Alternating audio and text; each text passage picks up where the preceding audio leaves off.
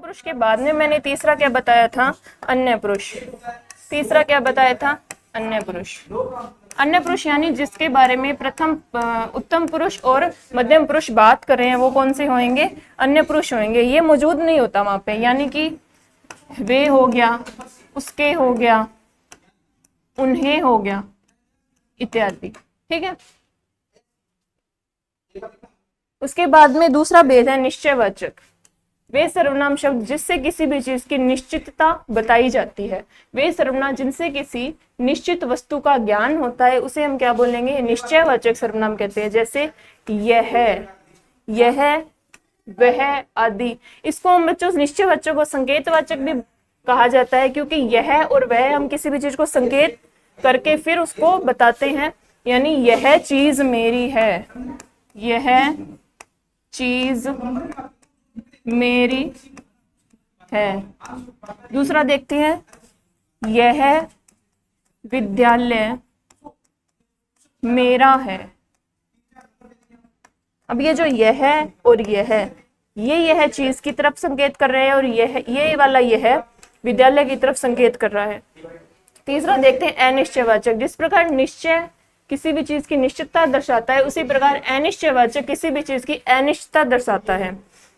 जैसे कि कोई है, कुछ है, किसी का है। वे सर्वनाम जिनसे किसी वस्तु का निश्चय ज्ञान न हो उसे हम क्या कहते हैं? अनिश्चयवाचक सर्वनाम कहते हैं। जैसे कोई, कुछ या सब। जैसे एक उदाहरण देखते हैं कि कोई आया है, कोई आया है।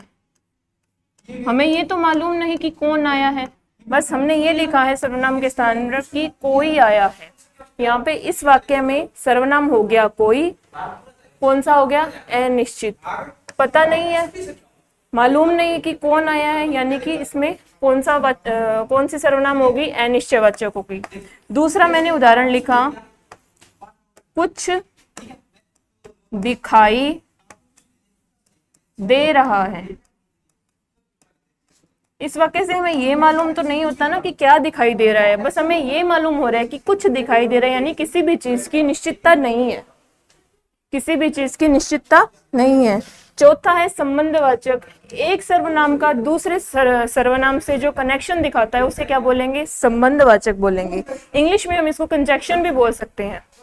वे सर्वनाम जो एक शब्द का दूसरे के साथ संबंध जोड़ते हैं उसे हम क्या बोलते हैं? संबंधवाचक सर्वनाम। जैसे आपने इंग्लिश में सुना हुआ टिट फॉर टैट, वैसे ही यहाँ पे है जिसकी लाठी उसकी भैंस, जो करेगा सो भरेगा। तो इसका रिलेशन इससे बैठ रहा है, तो ये कौन सा हो गया? संबंधवाचक सर्वनाम। उसके बाद में पांचवा है प्रश्नवाचक सर्वनाम, जो प्रश्न बताता हो। वे सर्वनाम जो प्रश्न पूछने के लिए प्रयोग होते हैं, जैसे कौन, कैसा, किसका इत्यादि। कौन, कैसे, क्या। हम लिखते हैं कौन आया है, कौन आया है। पहली तो ये निशानी हो गई इसकी कि क्वेश्चन मार्क है, तो प्रश्नवाचक सर्वनाम। दूसरा मैंने क्या बताया? संज्ञा शब्द के स्थान पर कौन सा शब्द आएगा? कौन, क्या, कैसे, किसका इत्यादि। तो कौन किसको दर्शाएगा? प्रश्नवाचक सर्वनाम को। आगे देखते हैं निजवाचक सर्वनाम। बेटा निज यानी अपना होता है। निज का अर्थ होता है अपना या स्वयं। अपना, स्वयं यानी मेरा, खुद का, हमारा। वे सर्वनाम जहां वक्ता अपने लिए स्वयं शब्द का प्रयोग करता है वहां निजवाचक सर्वनाम होती है। कि आप भला सो जग भला, आप भला सो जग भला।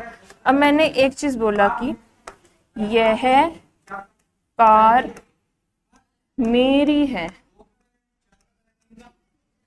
ठीक है।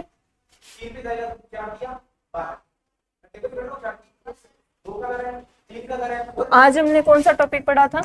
सर्वनाम। सर्वनाम की परिभाषा बताई। संज्ञा शब्दों के स्थान पर काम आने वाले, संज्ञा के स्थान पर काम आने वाले,